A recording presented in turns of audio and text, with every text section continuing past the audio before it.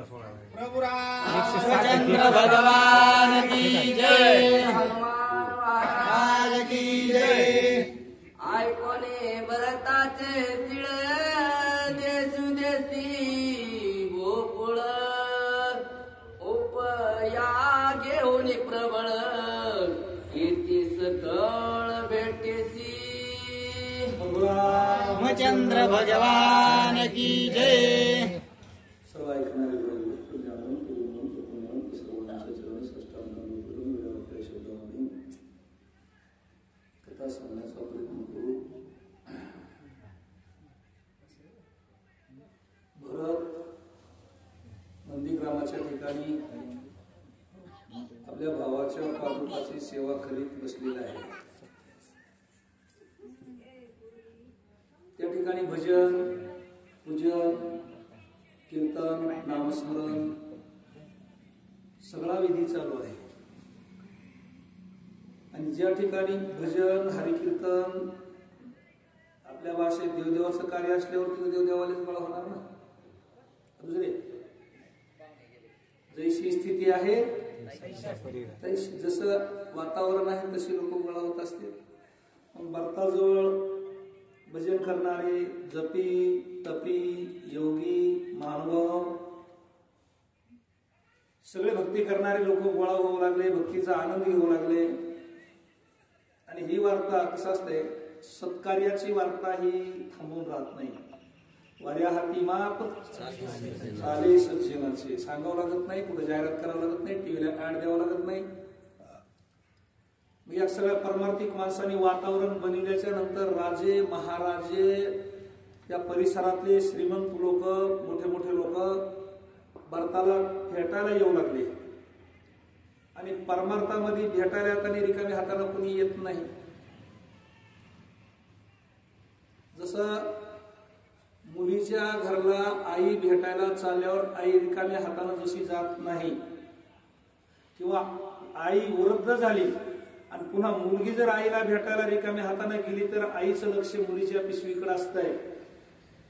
तसं यज्ञाच्या ठिकाणी सप्ताहाच्या ठिकाणी रामायणाच्या ठिकाणी जी येणारी लोक होते राज्य लोक भारताला भेटायला, ते सर्व साहित्य काय त्यांच्या शक्तीनुसार फुलण्या फुलाची पाकळी घेऊन त्याच्या भक्तीमध्ये येऊन त्याच्या भक्तीच्या रसात नाहून निघत होते। बाबूराव रत्न धन गाजवी जासी राजाने ते भेटीसी भरत नातळ पैत्यासी निज मानसी निरपेक्षे।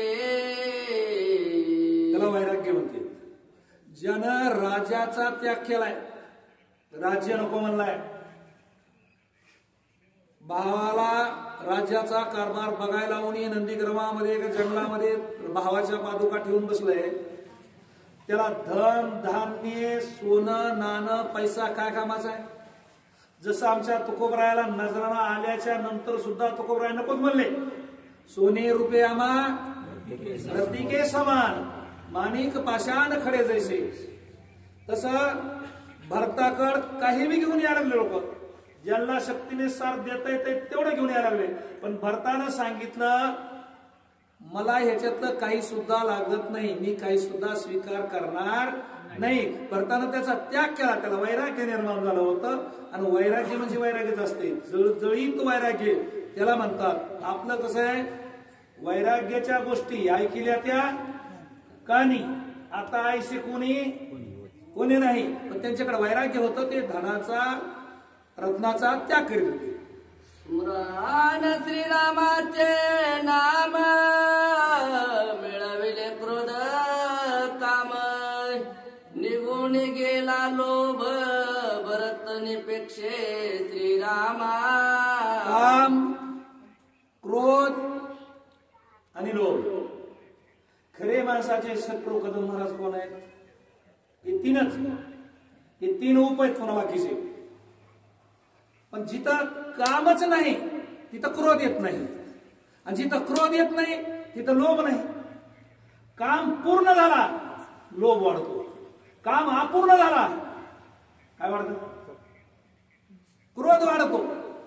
एखादी वस्तू आपल्याला मिळाली की आपल्याला अजून मिळावं वाटते म्हणजे लोभ वाढला, आणि एखादी वस्तू आपल्याला पाहिजे ती नाही मिळाली की राग येतो. काम पूर्ण झाला लोभ वाढतो, काम अपूर्ण राहिला क्रोध वाढतो. पण याच्याकडे कामच नाही की ते क्रोधच कायचा मग काहीचे भांडण रे. याच्याकडे लोभही नाही, कामही नाही, क्रोध नाही. बरे गेले कशाच्या जीवावर? राम नामाच्या भजनावर. राम नामाच्या भजनामध्ये एवढी ताकद आहे की हे जर नाम आपण जपलं तर काम राहत नाही, क्रोध राहत नाही. काम क्रोध हे केले घर रीते ते आपोआप निघून जातात, त्यांना हाकलून लावायची गरज नाही. प्रभु रामचंद्र भगवान की जय. भेटी परतवोनी समस्त राज्य सन्माने स्वय गौरवित राम प्रताप्याती विख्यात उदार भरत ती लोकी. अरे ज्याला घेऊन लोक या लागलेत, दियाला या लागलेत, ते घेत नाहीत पण त्याला रिकाम्या हाताने परत जाऊ देत नाही. किती उदार आहे संत, उदार उदार आणि भरले आनंद भांडार. माग त्याशी पुरे धनी आणि कशी. अरे किती लिया, कोणी लिया, किती न्या. साधू संताकडचं भांडवल अजून कमी झालेलं नाही.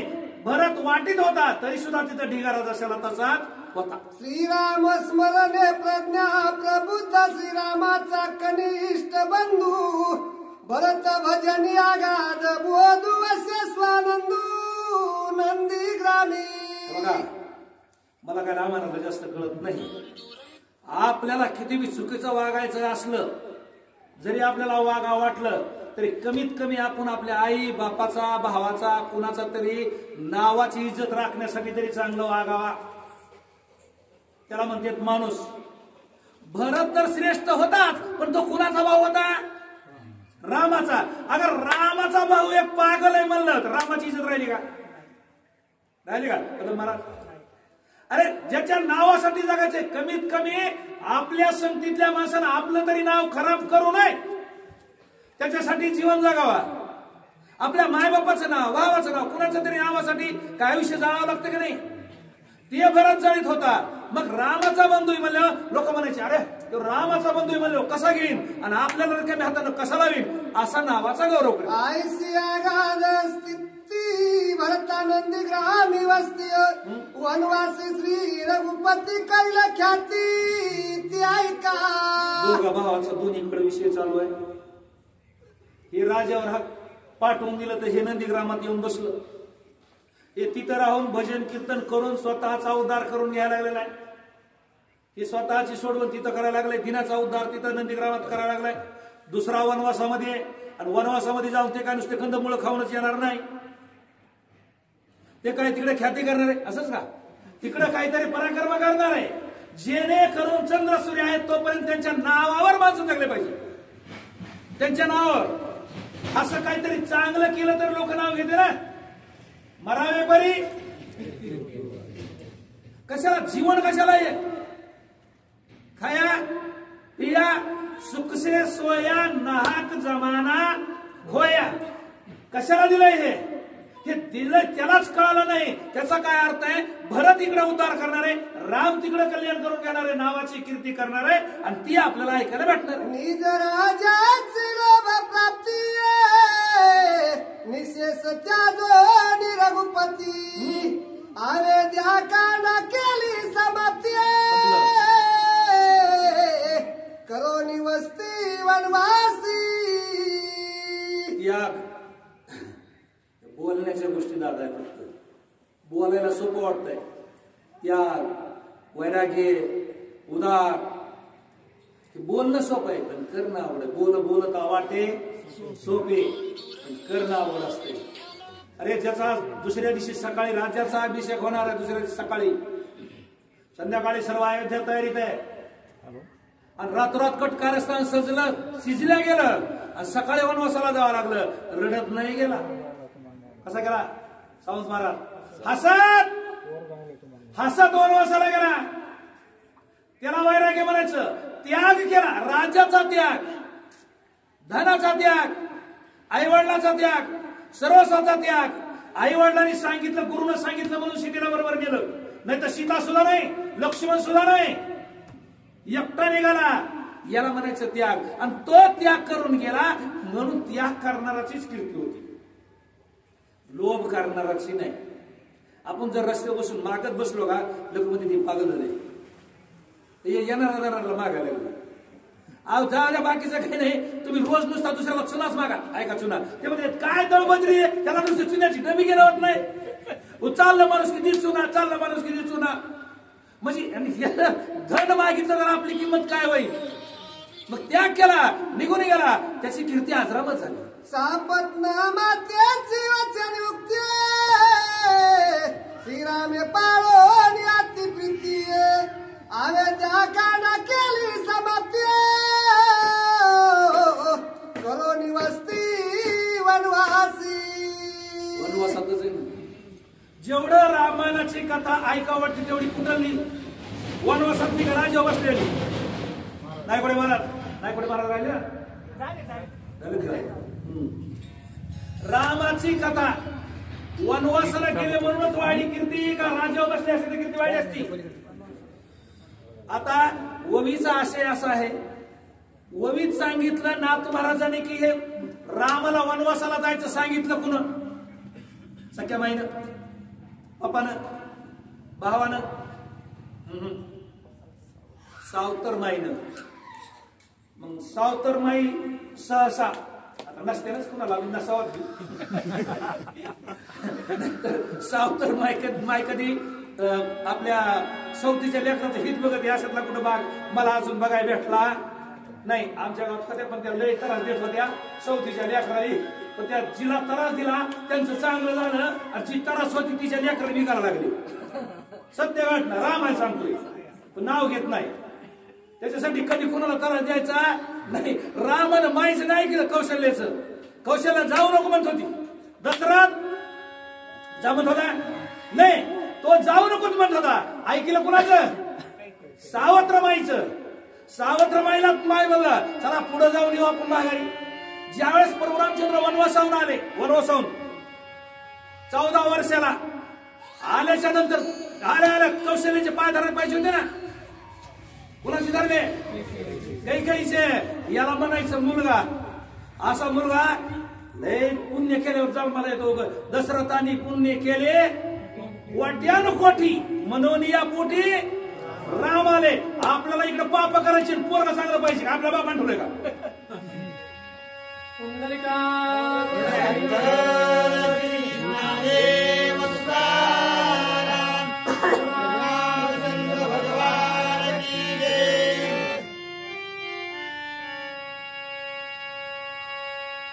कौशल्या मातेची काकुलती श्रीराम मौन धरो अविधेकांड केली समाप्ती करुणी वस्ती.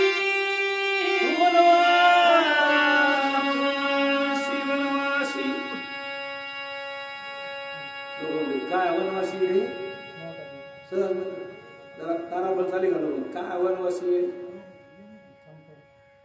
राम वनवासाला निघालं. आता अर्धी तो ऐकायला पिटीने आहे ना मला ऐकतो. राम वनवासाला निघालं आणि कौशल्याने रामाचा हात धरला. कौशल्याने त्याला माय बोला. माय झाल्यावर लेकराचं प्रेम किती असते, लेकराबद्दल आस्था किती असते, लेकराबद्दल किती जीव फुटतो हे माय झाल्यावरच कळतं. कौशल्याने सांगितलं रामा तू काय कर, माझा बाग इथे या बागात राहा, बागामध्ये थांब, तू वनवासाला जाऊ नको. राम म्हणला आई बागात राहून पुढे वनवास होतोय का. माझी वाटी काय म्हणली ना पुष्प वाटिका त्याच्यात राहा, नाही म्हणा. आणि ज्यावेळेस राम निघाला त्यावेळेस कौशल्याची अवस्था बघायला पाहिजे. गाईचे गळती लोचन अश्वगज करती रुदन तैसे अयोध्येचे जान रामावीन तळमळती. हे गावातली लोक रडत असते म्हणजे माईची अवस्था काय असेल, काय असेल. इतकी वाईट अवस्था. आणि त्या आईला समजून घालून राम वनवासाला गेला किती वैराग्य. चला. सीता चरणी चालवना प्रती दुःख न माने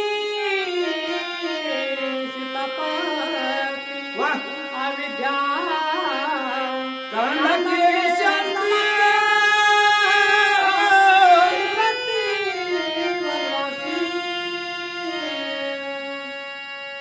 सीता कोणाची आहे? सीता आपल्यासारख्या गरीबाची मुलगी आहे. कोणाची आहे? राजाची मुलगी आहे. एका राजाची सून आहे आणि ब्रह्मांडाच्या मालकाची बायको आहे. काय कमी तेथे सुखा काय उणे. अरे एवढं सुख आहे पण पतीच्या दुःखात सामील झाली. पतीच्या दुःखात त्याला म्हणायचं पतिव्रता.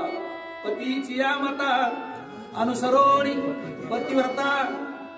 पती दुःखात असल पत्नीने दुःखात नवरा. पती सुखात असल पत्नी सुखात पाहिजे. आणि ती अवस्था अरे शरण चाली अनवाणी पायानं सीता चालली. अनवाणी जिला फरशीवर चप्पल होती. फरशीवर माझा एवढा अधिकार नाही. आता स्वयंपाक करायच्या चपला निघल्या. कोणत्या रूम मध्ये त्या राईट किचनतल्या चपला निघल्या. जुनू आपल्याला माहिती नाही. आपल्या गावाला माणूस आहे. मग अरे जिच्या किचन मध्ये चपला होत्या जिच्या रूम मध्ये चपला होत्या ती अनवान पायानं सराट्या काट्या बोराट्या तुडवीने गेली. उशाला दगड घेऊन झोपावं लागलं. रामायणामध्ये असा उल्लेख निघतोय परशुरामचंद्राला सीता झोपलेली दिसली नाही. देवा का दिसली नाही? झोपत नव्हती का? झोपत होती. रामाला झोप लागल्यावर झोपायची. रामाची चाहूल व्हायच्या आधी उठायची. त्याला म्हणायचं आता बळ सुटवा लागतं आम्हाला. अरे उठा ना कोंबडा बोंबल. तुम्हाला झोप येत नाही म्हणून आम्हाला झोप येत नाही. त्याला सीता म्हणते अनवाने गेले. लक्ष्मणाच्या शोभयुक्ती शोभन मानी रघुपती आयुधकाला केली समाप्ती करुण वस्ती वनवासी. भाऊ ए भाऊ भावाचं आलंय. ओळी भावाचं. पहिल्या ओळीत आलं रामाचं. दुसऱ्या वेळेत आलं पत्नीचं. आता आलं भावाचं. रामाचा सखा भाऊ होता का लक्ष्मण? सखा सदा. बरं लक्ष्मणाला वनाला जायचं ठरलं होतं का? कशामुळे गेला? काय संबंध त्याचा? सेवा. येथे सेवा हा दारवंटा. परमार्थातला पहिला दरवाजा असेल तर सेवा. सेवेपासूनच सुरुवात होती माणसाची. देवा माऊली दादा पिंपरीला असत. पिंपरीला बघा हे आमचे साक्षीदार हे पाटी आणि सगळे तुम्ही होते ना पिंपरीला होतो तेव्हापासून मी आम्ही दादाची सेवाच करायचो. जाऊन वाढायचं झाडायचं पात्र उचलायचे तिकडे नेऊन टाकायचं एवढंच काम केलं. तेवढी सेवा केली. आज गाडीवर बसायची पाळी आली. परमार्थात पहिलं महत्व सेवेला. सेवा केली की मी भेटतोय. लक्ष्मण कशाला गेला? सेवेला गेला. का? भावाची भाऊजाईची सेवा ही जर आपल्या भाग्यात घडली तर याच्या इतकं त्याने माझ्या दैवा बार नाही पुन्हा काहीच नाही. ही सेवा करण्यासाठी लक्ष्मण सुद्धा झाडाच्या साली बिगर पायतनाचं डोक्याला चिक लावून गुंडाळून भावाबरोबर. आता सीता तरी राम झोपल्यावर झोपत होती. चला पुढे जातो. सीता राम झोपल्यावर झोपत होती पण ही 14 वर्ष झोपलं नाही. कोण? लक्ष्मण. 14 वर्ष काही खाल्लं नाही. बरी झोपलं का पण नाही? राम महाराज का झोपलं नाही? त्याच्यामध्ये एक कारण होतं. हे वनवासाला निघालं दादा महाराज. लक्ष्मण ज्यावेळेस वनवासाला निघाला आईच्या दर्शनाला गेला. आईच्या पाया पडला. आईने विचारलं बाळा तुझी बायको विसरून गेली. उर्मिलेला सुद्धा बरोबर घेऊन जा. ते म्हणलं नको आई हिला नेल्यावर मला दादाची भाभीची सेवा होणार नाही. ती म्हणली बाबा आता तुझं लग्न झालंय तुला बायको आहे त्याच्यामुळं तिकडे गेल्यावर तुला एखाद्या वेळेस बायकोची आठवण येईल. ती म्हणला येणार नाही. ती म्हणली तशी नाही आली तर स्वप्नात तरी बायको आठवल्याशिवाय राहणार नाही. आता आपले तोंड आहेत माझ्या माया बहिणी माणसाच्या स्वप्नात बायको येऊ नाही ज्ञानेश्वरची होई बदलचं नाही. स्वप्नी प्रिया पुढे तरुणांगी निवेली चिवून वेगी अरिंगिरी विनारे सका मुकरी. स्वप्नात आलेली बायको माणसाची विकेट घेतली. मग तुझ्या स्वप्नात येईन ते मला आई स्वप्न कधी पडताय ती म्हणजे झोपल्यावर. आणि मी जर नाही झोपलो तर स्वप्न कधी पडान. याला त्याग म्हणते, याला वैराग्य म्हणते. त्याला झोपलंच नाही स्वप्नात याचा प्रश्नच कुठे आहे.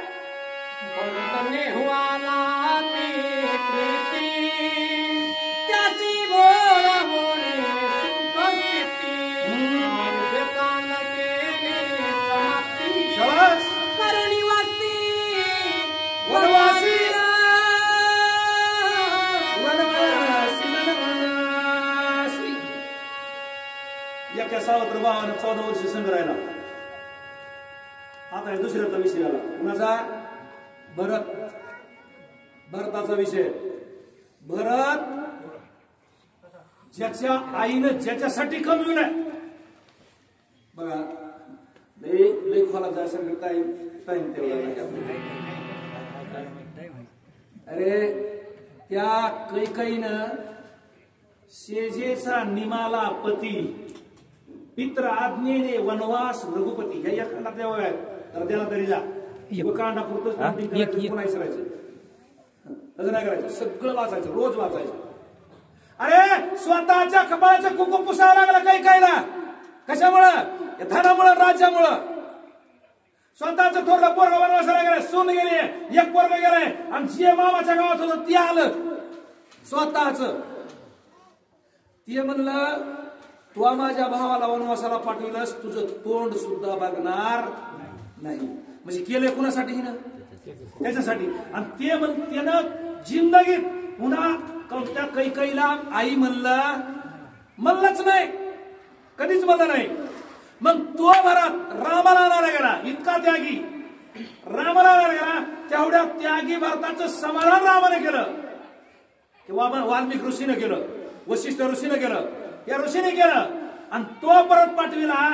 तो आला, भावाचं ऐकलं, पण गावात नाही गेला. हे गाव कोणाचं आहे? नगरी कोणाची? रामाची. हे बघा नगरी लई खोलारला विषय ते आपल्या आईसारख्या असतात गोष्टी. हे राज्य कोणाचं आहे? रामाचं. राज्य म्हणजे आपली आई. मग त्या राज्यात मी राजा होऊन नाही, लेकरू होऊनच जाणार, सेवक होऊन. त्या हेतून परत गावात आला नाही, नंदीग्रामातच बसला. तिथून राज्य कारभार चालविला. याला म्हणायचं वैराग्यवान कुटुंब. प्रभू रामचंद्र भगवान की जय. तेजो निज राज्ये प्रचंड वैभवासी देवोनी दंड.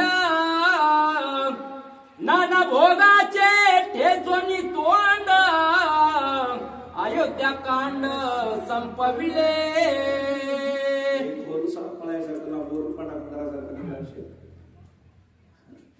भोगाचा त्याग. भोगाचा आता कसं आहे, भोगाचा त्याग करणं दादा एवढं सोपं नाही बरं का महाराज. ज्याच्याकडे आहे आणि त्याला त्याग करणं तो खरा त्याग आहे. माझ्याकडे ती वस्तूच नाही, मी होतं नाही ना आपल्याला आवडत आणि त्याला नाहीच की तू का जरा त्याग व्हायला फुकट व्हायला कसा दाखवा लागला. अरे भोगाचा त्याग केला त्यांनी, सर्व असून सुद्धा त्याग वैराग्य. गौतम बुद्ध असं, गौतम बुद्ध राजाचा मुलगा, लग्न झालेलं, मुलगा झालाय आणि पुन्हा वैराग्य झालं, सगळं सोडून दिलं. बघा इतिहास वाचून बघा. तसंच आहे बरोबर रामचंद्राचं. भोगाचा त्याग, राजाचा त्याग. हातामध्ये वासना, दंडरूपी, नामरूपी दंड, देवरूपी दंड हातामध्ये घेतला आणि त्या वासनेचं तोंड हाणलं. आपण एखाद्या वेळेस जनावर पुन्हा त्याच वस्तू याच्या तोंड घालायला लागलो, आपण काय करतो? काठीनं तोंड हाणतो, म्हणतो का नाही? एकदा चांगला फटका बसले पुन्हा ते इकडे येत नाही. तसं वासनेचं तोंड परमरामचंद्राच्या भावानी, दोन्ही भावानी ठिचून काढलं, वैराग्य धारण केलं. आणि फक्त कसं आहे बघा, आता आपल्यासारख्या परपंचिक वयस्याला माणसाला या गोष्टी बोलणं सोपे नाही. फक्त शिल्लक राहतो तो माणसाचा परमार्थच. परपंच शिल्लक, परपंच राहील पोरासोराली, पण आपल्या कीर्तीत नावात कुठेही परपंच शिल्लक राहत नाही. तुम्ही परमार्थ काय केलाय योच काहीतरी 10-5 वर्ष 20 वर्ष 25 वर्ष जसा तुम्ही कॅटेगरीनं करता तेवढंच नाव शिल्लक राहील. तुकोबर आहेत 450 वर्ष, ज्ञानेश्वर माऊली 750 वर्ष, यांचं अजून नाव निघतंय. पैशावालीत म्हणून का, धनवान आहेत म्हणून का, सत्ताधीश होते म्हणून का? अरे हे परमार्थ केला, जगासाठी लढले, जगासाठी जीवन खर्च केलं, त्यांचंच नाव शिल्लक राहिलं. म्हणून या राम, लक्ष्मण, भरत आणि शत्रुघ्न यांची नावं आज सुद्धा त्रेतायुगातली आहेत. युग कवाच आहे त्रेतायुग, मापायला सोपं आहे काल परवाचं. कलियुगाला आता 5000 वर्ष झाले का नाही देवा? फक्त 5000 झाले. हो 5000 काही धरा ना 5000. कलियुगाचे सगळे वर्ष किती? 4,32,000. त्याच्या आधीचं द्वापार युग, द्वापार युगाचे किती? 8,64,000. त्याच्या आधीचं त्रेतायुग आहे, त्रेतायुगाचे किती? 12,96,000. आणि त्याच्या आधी सत्ययुग आहे 17,28,000. एवढ्या चक्रातून अजून रामकथा शिल्लक आहे. काहीतरी त्यांनी घासलं असेल ना, का फुकटत राहिली? दुःख वडवले वितंडा, ते स्वय केले खिंडा विखंडा, मोहाचे करोनी काळे तोंड, अयोध्या कांड संपविले. दुःख वडवलं, दुःख, पण दुःखाचं सुखात रूपांतर केलं, दुःखाचं सुखात रूपांतर केलं, मोहाचं तोंड काळं केलं. मोह विलय करा महाराज. कशाचा मोह होईन सांगता येत नाही. कशा माणसाचं हे मन आहे का? कुणाच्या चपलावर बी जातो, चांगली दिसावं फक्त. सप्त्यातून लग्नातून त्याला म्हणायचं मोह, त्याचं तोंड काळं करायचं, काही सुद्धा नको. आमच्या ते राखा आणि बंका त्यांची कथा निघते बघा भक्ती विजय ग्रंथामध्ये. सोन्याचं कंगन त्याने उघडं होतं, मागून वंका चलत येत होती, तर त्यांनी त्याच्यावर माती टाकली. माग पोरगी रडायला लागली, शिमगा करायला लागली. ती म्हणले का रडायला लागले? म्हणले तुम्ही मातीवर माती का टाकले? कशावर? सोन्याला ती पोरगी माती म्हणली. माय बापाला सोनं दिसलं, पोरीला माती दिसली. त्याला म्हणायचं मोहाचं काळं तोंड केलं आणि दुःखाचं रूपांतर सुखात केलं. अहो सत्ता सोडायची म्हणजे एवढं सोपं आहे का? 4-4 10 पक्ष एकेकाला घेऊन यायला लागले या सत्तेसाठी. काही कुठं ते करायला लागलेत. आणि एखाद्या सत्ताधीशाला म्हणाव तू आता काय कर, एवढी खुर्ची 5-6 महिने खाली कर, करीन. तिकडे 10-5 हजार मेले तरी करणार नाही. अरे या राजाचं सकाळी बसायचा होता, एवढं दुःख झालं, त्याचं रूपांतर सुखात केलं. याच्या इतकं भाग्य काय? अभिमानाती अवघडा, भराडीला जायचा मुग कांकडा, परिपाकी करोनी गोडा, अयोध्या कांड संपविले. अभिमान नवल अहंकाराची गोठी, विशेष न लगे अज्ञाना पाठी, सज्ञानाचे झोंबे कंटिनारा संकटी, नाचवी भक्ती प्रेमावीन ज्ञान नको, देवान अभिमान नित्य नवा, तयामाशी अभिमान नको. अभिमान होता कोणता? मी राजाचा मुलगा आहे. कुणाला? यांना अभिमान भराडला. भराडला का नाही? अभिमान भराडला आणि तो अभिमान गळून गेला, सोडून गेला. मी राजा नाही, आपण सुद्धा मी तो नव्हेच. असंच आपण सगळ्यांनी, मी तुम्ही सगळ्यांनी, मी आणलं नाही, जाताना न्यायचं नाही, संघ काही राहत नाही, असा जर विचार केला तर कुणालाही अभिमान. फक्त मला असं वाटतंय माझ्यासारखा तुम्ही कोणत्या कॅटेगरीत मापा, कुणी रामायणाच्या मापा, कुणी गायनाच्या मापा, कुणी पैशाच्या मापा, कुणी इस्टेटच्या मापा, कुणी कशाच्या मापा, कशाच्या बी, माझ्यासारखा कुणी नाही. आणि हे ज्या वेळेस बाजूला निघून जाते का, अभिमान गेला आणि तुका म्हणे देव झाला. देव व्हायचंय का? अभिमान सांडोनी पांडवा, पाय धुवावयाच्या दैवा पात्र झाली. लक्ष्मीला वाटायचं मी लक्ष्मी आहे, सगळे लोक माझीच पूजा करतात आणि मग हे कृष्ण मी माझ्या मागं लागल. देव लागलं का? माळ घालाली तर सगळं माग काल ही कथा कवाची, ह्याच्यातून निघलं का अमृत आपले 14 रत्न. त्यावेळेस देवाच्या गळ्यात माळ घालायला लक्ष्मी गेले. देवाला सांगितलं सरळ मागा. 3 चक्रा मारल्या. ती काही माळ घालून घ्यायच ना. ती म्हणली मालक म्हणून नाही, मालकीन म्हणून नाही, दासी म्हणून तरी. ती म्हणली पाय धुत असलीस तर. मग तिने अहंकार सोडला. त्यावेळेस देव मिळाला. अहंकार धरल्यावर कुणालाही मी नाही, कुणी असू द्या, त्याला देवच नाही. अहो घरातली माणसं चांगलं म्हणत नाहीत, भावकीतले नाही, गावातले नाही, कुठलेच नाही. त्या भयाचे ठेचोनी तोंडा वन रामायण परमानंदे रसाळ पूर्ण दंडकारण्य ही वास करोनी गोडा अयोध्या कांड संपविले. काम, क्रोध, मद, मत्सर, धन, अहंकार सगळ्याचा त्याग केला. राजाचा त्याग केला. दंडकारण्यामध्ये वस्ती, दंडकारण्य त्यावेळेस असे हवे नव्हते, काय रोड नव्हते, काय होतं, काय आपल्या लहानपणी काय होतं या जंगलात चालायचं होतं का? मधून वाटाण, डोंगराने वाटाण, खांडीतून वाटाण, टपून वाटाण, असल्या वाटा, त्यावेळेस तर वाटा बी नव्हत्या. मग त्या दंडकारण्यात प्रभुरामचंद्राची वस्ती आहे. माग एक वेळेस आता सांगतो, एक वेळेस पुढे प्रभुरामचंद्र चालतात, माग लक्ष्मण चालतात आणि पाठीमाग सीता चालती. पाठीमाग चालणारी बायको उचलली रामाची, मागाला माग उचलली, गेला घेऊन कोण?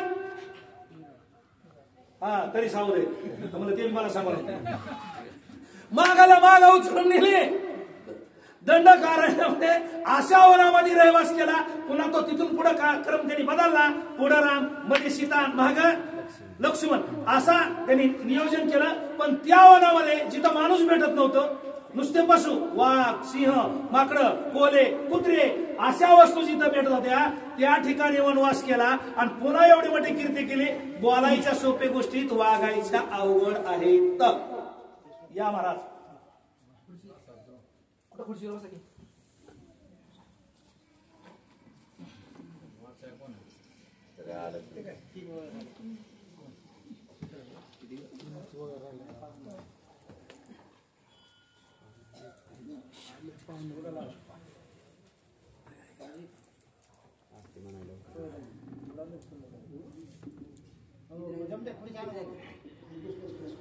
काय सोडून बसा.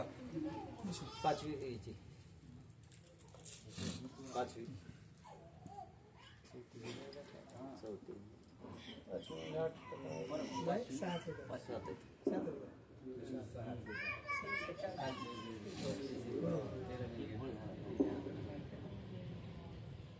चार झाल्या, चार घ्या काय होईल, डबल घ्यायचं होती. नाही एकच मूवी कस काय त्याच्यात 7 आहे. घ्या 2-3 माग मागून घ्या, दोन घ्या मागून. मोबाईल मधलीच घ्यावं लागेल, त्याच्यात चूक झाली. काय झालं त्याच्यात कमी पडायला वयस सगळं मागं पुढे झाले. चार झालेला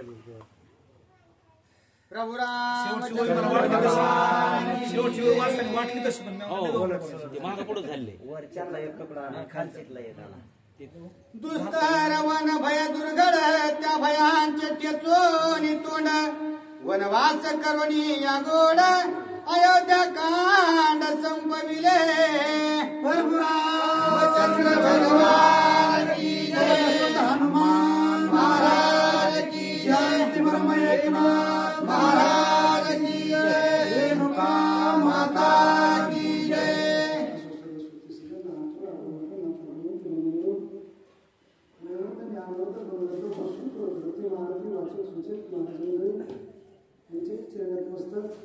आज या जागेची महिमा गोकुळ, वृंदावन, मथुरा आणि अयोध्या अवतरणे रामा अशा प्रकारचा असणाऱ्या जागेची प्रकृतीमध्ये महिमा चालू केली. आणि आताच्या कलियुगातला तुम्हाला जर भरत बघायचा असेल, भरताचं अनुकरण बघायचं असेल तर दादा महाराज मुंडे यांच्याकडे बघा. त्यांच्या नावाने येतात टाळ्या. कारण हा अखंड रामायण हमेशा करता रामायण, मग ते कुठं बी असो, आपल्या घरी असो, मोबाईलवर असो, कुठं बी असो, पण ते रामायण सतत चालू आहे. म्हणून भरताचं अनुकरण या दादाने केलं. आणि या बाबानं रामायण जिकडं तिकडं, म्हणजे या बाबांनी जिकडं तिकडं कुठं बंद पाडलं याने चालू केलं. आणि म्हणून त्यांचे बी नाव आता वाज. आणि असं मला काही जास्त बोलता येत नाही, आपलं चाललंय. कारण मी तू अल्प मतहीन काय वर्णन तुमचे सांगणार वाचणार का काय तुमचं कोण वर्णन करावा. पण असताना हा काळ ज्याचा त्याचा सरकत